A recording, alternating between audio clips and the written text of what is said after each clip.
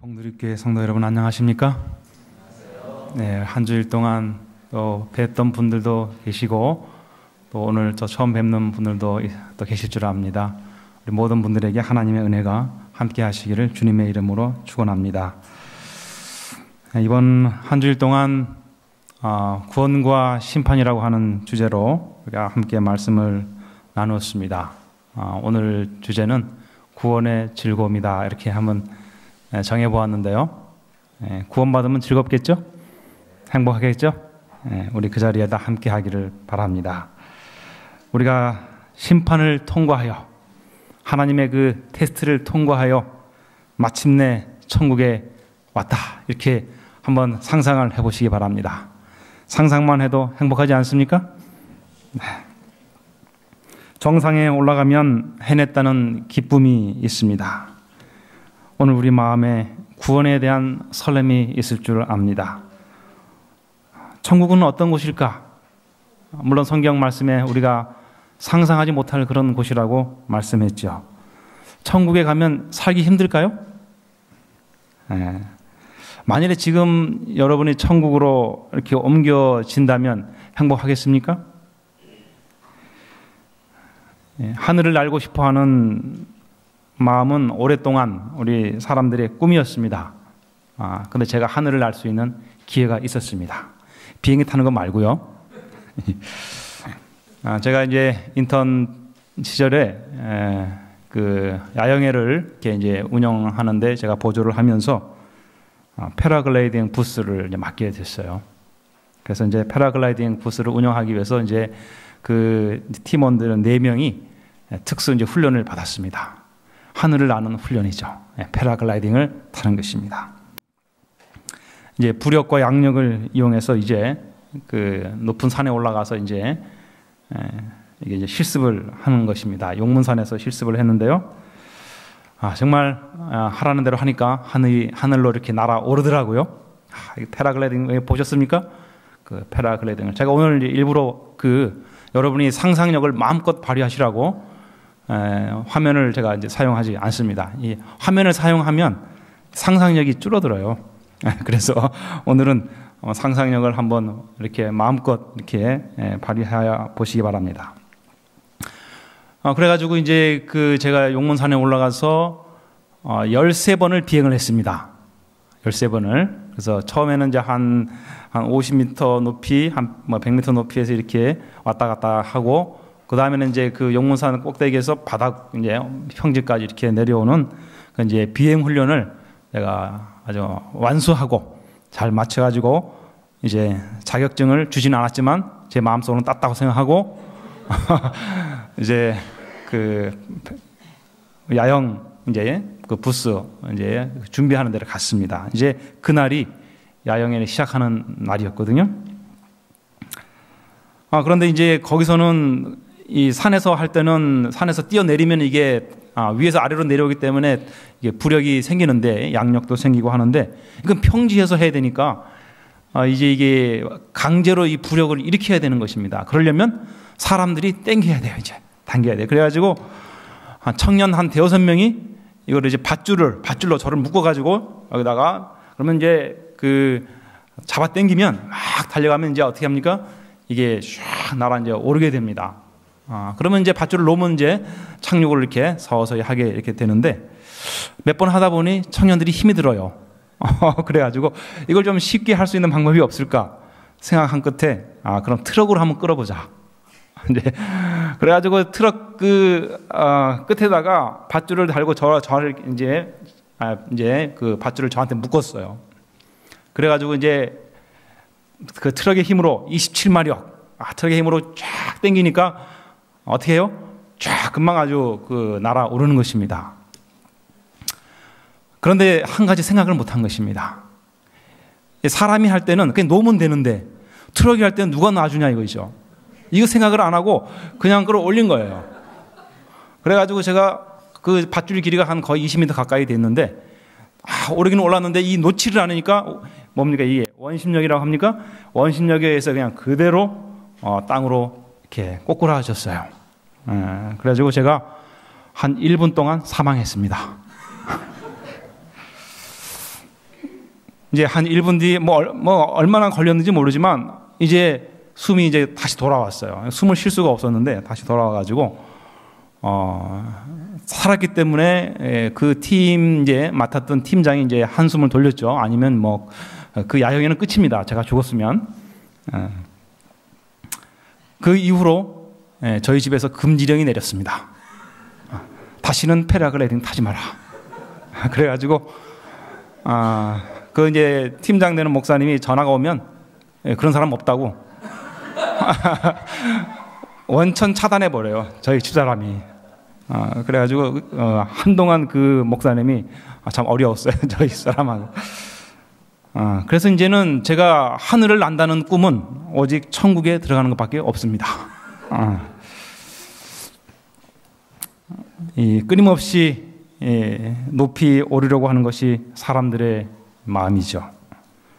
하늘 높이 오르면 다 좋을 것 같이 그렇게 생각합니다. 여러분, 그러나 높이 올라야만 하늘이 아닙니다. 가장 낮은 곳도 하늘의 일부라는 사실을 우리가 때로 잊고 살고 있습니다. 그렇죠? 오늘 우리가 살고 있는 이것도 하늘의 일부예요, 사실은. 우리는 높은 곳에 올라가야 된다고 생각하는데 거기 뭐가 있습니까? 높은 하늘만 바라보고 사는 사람은 낮은 곳에 있는 하늘의 신비를 알 수 없죠. 아까 이제 그 어린이 설교 시간에 이제 이스라엘 백성들 이야기가 나왔습니다만, 이스라엘 민족이 애굽에서 종살이를 할 때 그들을 지배하는 애굽 사람들의 영화를 바라보면서 부러워했습니다. 언제 우리도 저렇게 한번 살아보나. 이것이 그들의 생각이었어요. 그들의 푸념이었고, 그들이 종살이를 하면서 그들의 자존감은 완전히 바닥으로 떨어졌습니다. 그러면서 그들이 조국의 해방을 맞이하죠. 그런데 여러분, 사실 그 해방이라고 해봐야 길바닥에 나 앉은 거잖아요. 그렇죠? 길바닥이면 더 좋죠. 메마른 광야 한복판에. 그들이 이제 왔을 때 참 우리가 한심하다는 생각이 아마 들었던가 봅니다. 애굽 주인의 의리의리한 집과 부와 명예가 그들의 마음속에 계속 이렇게 맴도는 것입니다. 그래서 여러 번 우리가 어디로 돌아가자? 애굽으로 돌아가자. 돌아가 봐야 뭐 거기서 종살이 하는 것밖에 더 있겠습니까? 이게 이제 우리의 딜레마예요. 우리가 이 세상에 있으면서 저 애굽으로 돌아가자. 돌아가 봐야 우리가 뭐 잘난 게 없어가지고 그렇게 뭐 희망적이지도 않으면서도 불구하고 우리의 마음이 왔다 갔다 하는 것입니다. 우리의 마음이 어떻게 보면 그래서 조급해하는지도 모르겠습니다. 우리가 이 땅에 살고 있지만, 그러나 여러분, 이 땅에 살고 있지만 우리가 하늘을 바라볼 수 있는 창이 있습니다. 그게 무엇입니까? 하나님의 율법이라고 하는 창입니다. 하나님께서 우리에게 저 넓은 우주 세계를 바라볼 수 있는 창을 주셨어요. 이게 하나님의 율법이에요. 하나님의 말씀.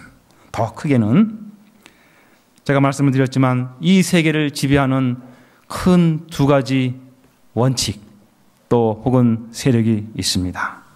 하나는 타인을 이용하여 또는 억압하여 자기 번영을 추구하는 세력입니다. 그 원칙이에요. 그것이 어디서 그런 일이 벌어졌습니까? 애굽에서 벌어졌어요. 오늘 우리가 사는 이 세상이 바로 그런 원칙의 지배를 받고 있지 않습니까? 또 하나의 원칙은 자신을 희생하여 모두에게 생명과 복을 주려고 하는 그런 세력입니다. 하나님의 원칙이죠. 하나님께서는 이스라엘 백성들에게 애굽이 줄 수 있는 것보다 더 큰 것을 주시려고 사실은 데리고 나오신 것입니다. 그들에게 무엇을 알려주셨어요? 너희들이 지금 종이었지만 너희들은 원래 무엇이었어요?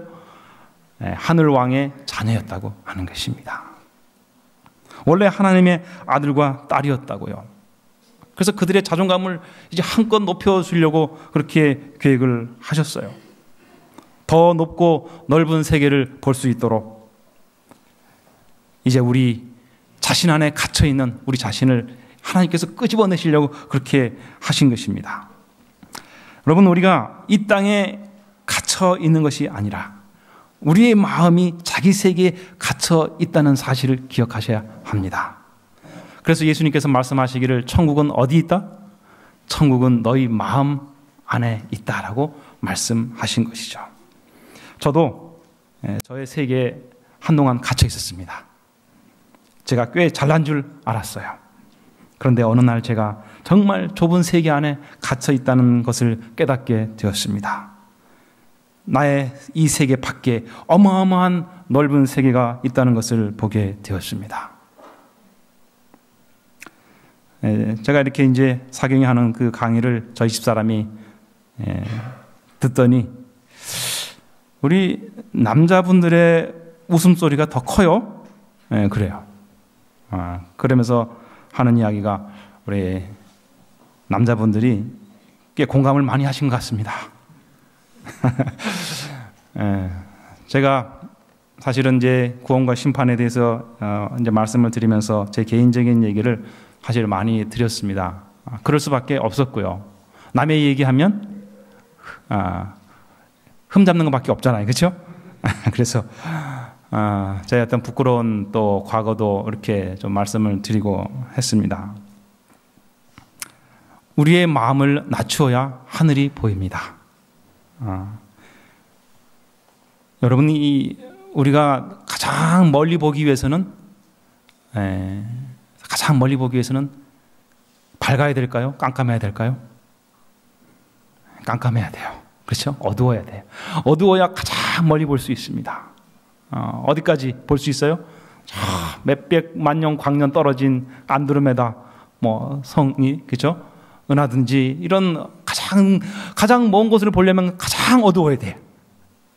조금이라도 더 밝으면 덜 보여요. 그렇죠? 이 하나님의 세계가 얼마나 넓은지 우리의 마음, 그냥 우리의 마음을 한껏 낮춰야 볼 수 있다는 것입니다. 창세기 2장 1절에 보면 안식일에 관한 세 단어가 거기에 도드라지게 나타납니다. 안식일 하면서 하나님께서 일곱째 날에 그 모든 만드시는 것을 마치시고 쉬셨다고 그랬죠? 쉬셨습니다. 그 다음에 그날을 복주시고 거룩하게 하셨다고 그랬죠. 여기 복주시고 거룩하게 하셨어요. 저는 이 세 가지가 아주 깊은 관련이 있다고 생각합니다. 자, 안식일에 쉬고 복주고 거룩하게 하는 것은 아주 깊은 관련이 있어요. 첫 번째가 무엇인가 하면 바로 거룩함이라고 하는 것입니다. 거룩함이 행복이라고 하는 것입니다. 무엇이 행복이라고요? 거룩함이 행복이라고요. 거룩한 게 행복해요? 이해가 안 되시죠? 그렇죠? 그러나 이 안식일의 이 계명 가운데는 바로 그것이 들어있어요. 왜 거룩함이 행복일까? 우리가 거룩한 건 너무 멀어져 있기 때문에 그걸 잘 와닿지 않습니다. 그러나 이 거룩함이 곧 행복입니다. 거룩함 속에 무엇이 들어가 있습니까? 하나님의 그 율법이 거룩하다고 그랬죠. 하나님은 거룩하셔요. 거룩함 속에 이 하나님의 율법 안에 이 거룩함이 다 드러나 있는데, 예를 들어서 그 중에 하나가 정직이죠. 자, 일곱째 계명 도둑질 하지 말지니라. 이것은 정직을 가리키고 있습니다. 이것은 거룩함의 한 부분입니다. 우리가 정직하지 않으면 우리는 정직하지 않으면 거룩하지 않은 거예요. 제가 한 번은 이제 필리핀에서 처음 들어가가지고 중고차를 하나 샀어요. 새 차를 살 수는 없고 중고차를 이제 한 그 당시 600만 원 정도 들여가지고 중고차를 샀는데, 이 중고차가 말썽을 자꾸 일으킵니다. 자주 고장이 나는 것이에요. 그래가지고 이제 카센터에 가면은 이 카센터 주인이 소니라고 하는 사람인데, 이 사람이 이제 제가 이 차에 대한 지식이 없으니까 이 사람이 저를 속이는 것입니다. 그리고 이제 저를 자꾸 약을 올려요. 너 이 부속 살 줄 아냐 이거예요. 어디서 파는지 아냐. 뭐 이렇게 하면서 자기가 이제 뭐냐면 이 사람이 하나를 고치면 다른 것은 망가뜨리니까. 쭉 그래서 하나를 고쳐서 타다 보면 또 다른 데가 또 망가져서 또 가게 되고, 또 이렇게 여러 번 그렇게 하게 되면 이제 이 수업을 해야 되는데, 공부하러 갔는데 이제 이 사람이 망가뜨리지 못하도록 어떻게 해요? 지켜보고 있어야 돼. 이게 고장났다 그러면 그것만 고치는지 안 고치는지 제가 하루 종일 지키고 있어야 돼. 하루 종일. 참 불편했습니다. 참 이국 땅에서 산다는 게 이렇게 힘든지 몰랐어요. 그래서 이제 고생을 그렇게 하다가 도저히 안 되겠다. 이 다른 카센터를 한번 좀 옮겨야 되겠다라고 생각을 했습니다. 근데 거기에 이제 그 근처에 여호와의 증인이 운영하는 그 카센터가 또 하나 있었어요. 근데 거기를 이제 소개를 받아가지고 거기를 갔어요. 그랬더니 그 사장이 이제 단이라고 하는 사람인데 이 사람은 아주 정직한 사람이에요. 그래서 제가 생각하기를 뭐 우리가 생각할 때 여호와의 증인이 좀 우리하고 안 맞잖아요. 그러니까 좀 이제 그렇다 생각을 했는데 필리핀에서 본 여호와의 증인들은 참 밝기도 밝았고요. 이분들이 참 정직했어요. 그래서 제가 차를 마음껏 그냥 놓고 가도 걱정할 필요가 없었어요. 잘 고쳐주는 것입니다. 그래서 다시는 문제가 생기지 않는 거예요. 여러분, 그러면서 제가 느낀 것은 무엇인가 하면 정직이 우리를 행복하게 하는구나. 정직이 행복하게 해요. 그렇죠? 제가 다른 이제 계명들을 설명을 뭐 드릴 시간이 없으니까 다 드리지 못하지만 정직이 우리를 행복하게 하고요. 또 이제 7째 계명 간음하지 말지니라. 여러분, 우리 행복하게 합니까?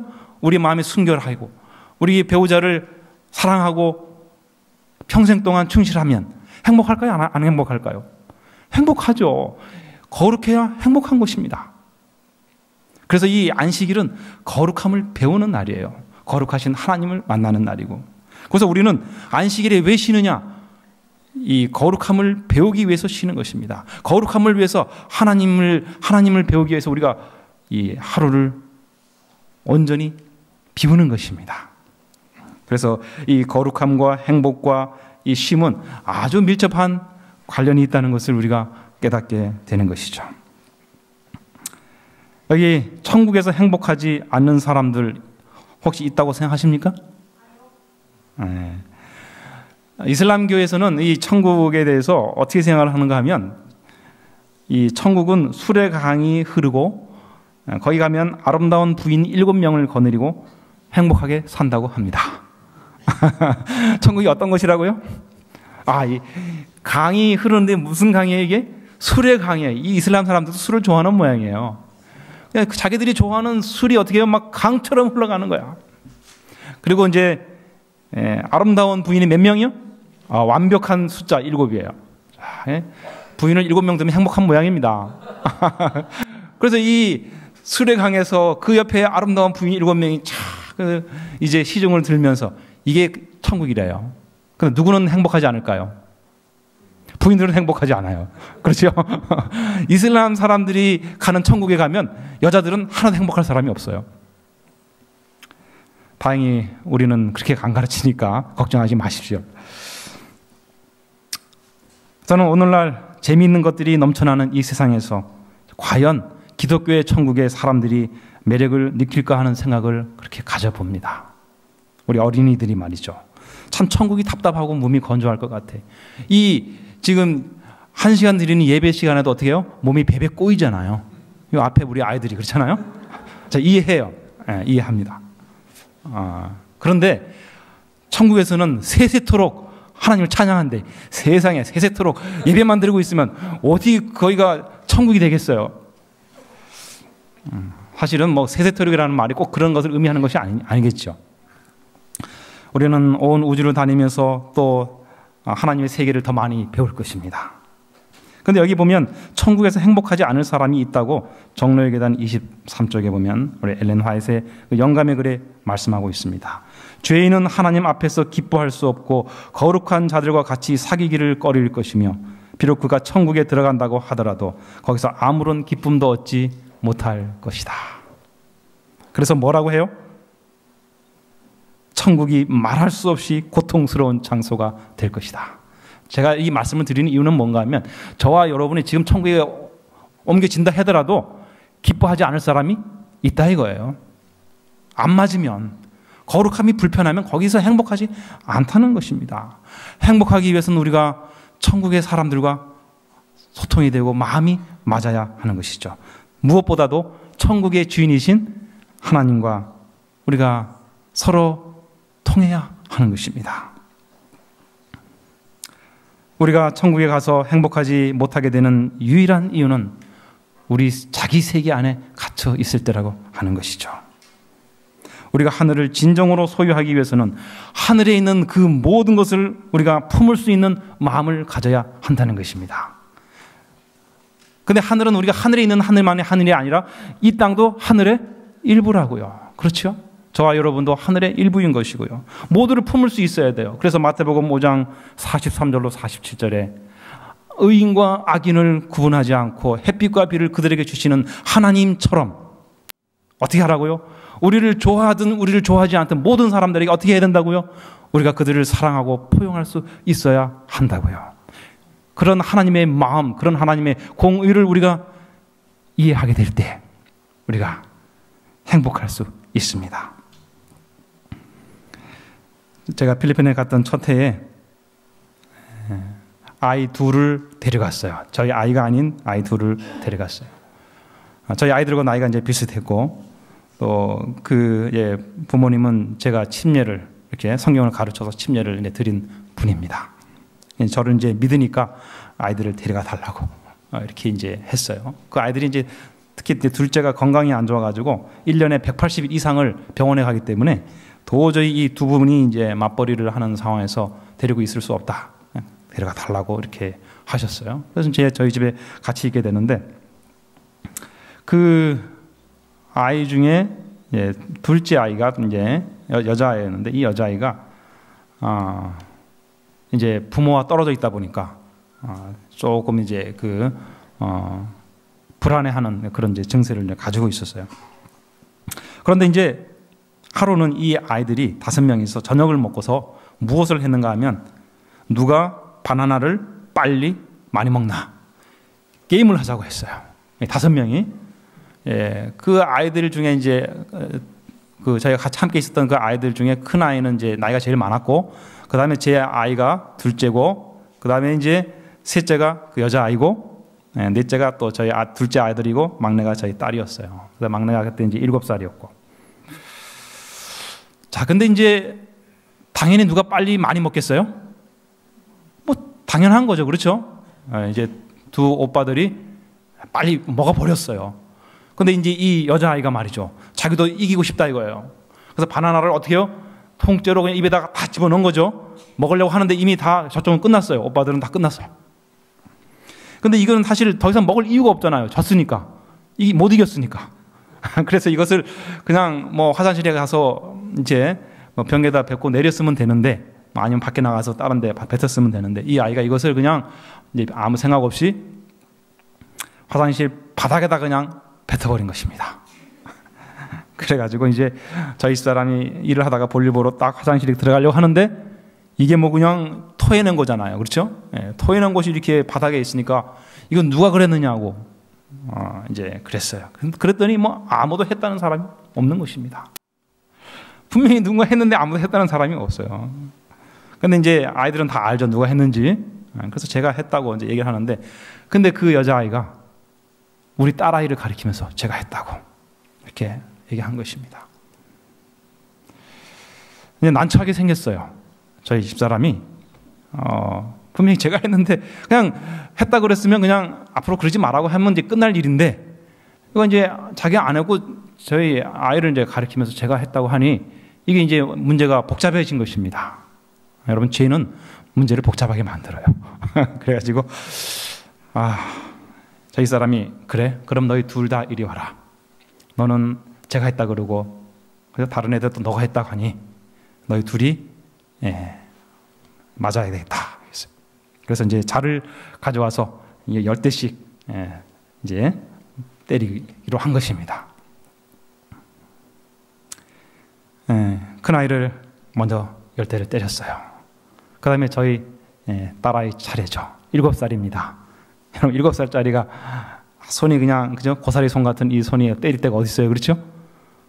그런데 먼저 그 맞은 아이보다 더 세게 때려야만 됐어요. 왜 그랬죠? 자기 딸이라고 살살 때리면 또 불공평하다고 할 수 있잖아요. 그래서 10대를 다 맞았습니다. 저희 딸아이 손이 퉁퉁 불었어요. 피멍이 들고. 아이들은 다 2층으로 올라가고 울고 있는 그 아이를 저희 집사람이 업고 바깥으로 나갔습니다. 이제 밤이었어요. 그러면서 달래는 거죠. 그랬더니 이제 아이가 엄마한테 따지기 시작합니다. 엄마, 내가 안 했다고 했잖아. 근데 왜 엄마 나 때렸어? 엄마 내 말 못 믿어? 자, 엄마가 얘기합니다. 얘야, 내가 왜 너를 믿지 못하겠니? 나는 너가 안 한지 다 알고 있어. 그러나 한번 생각해보자. 저 언니는 엄마가 없어. 엄마가 없는데 자기가 안 했다고 그러는데 때리면 뭐라고 생각하겠니? 내가 엄마가 없어서 맞았다고 생각하지. 내가 잘못해서 맞았다고 생각하겠니? 그러면서 예수님 이야기를 해줬어요. 예수님이 2000년 전에 이 땅에 오셔서 아무 죄도 없으신 그 예수님이 누구 때문에? 잘못 안 하신 예수님이 잘못한 우리 때문에 대신 십자가에서 고통스럽게 죽으셨어. 뭐 이런 얘기를 뭐 애가 알아듣든지 말든지 얘기를 쭉 한 거예요.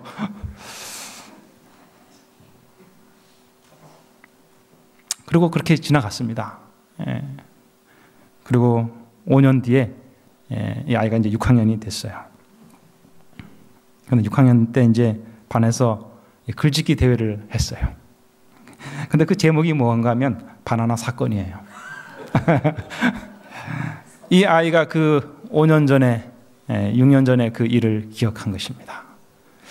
그때 자기가 맞았잖아요. 그지? 그 오래오래 기억하는 거예요. 왜 엄마가 나를 때렸는지, 계속 아마 생각했던 것 같아요. 그래서 이제 그 이야기를 쭉 글짓기를 하면서, 그때 엄마가 뭐 그렇게 해서 뭐 나를 이렇게 때렸는데, 이제는 내가 왜 그때 엄마가 나를 때렸는지 이해할 것 같다고요.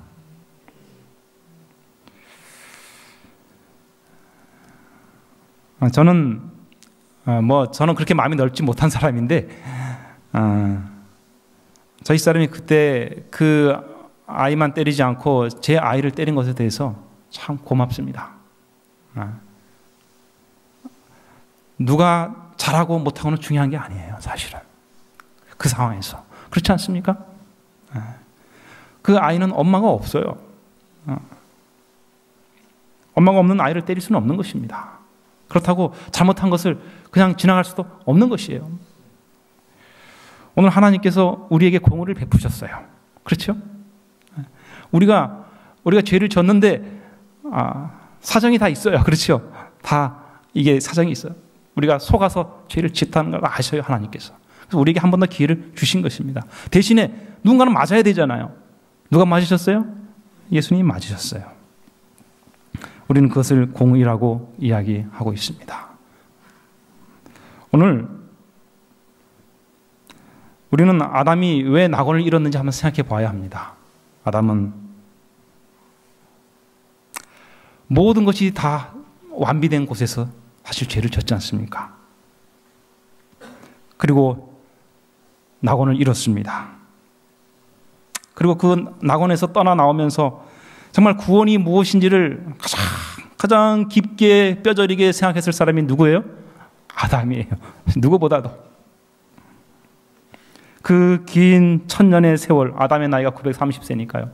그 긴 1000년 가까운 그 세월을 아담이 견뎌낼 수 있었던 힘은 바로 하나님의 그 약속에 있었지 않습니까? 하나님께서 이 땅에 왜 우리를 내보내셨어요?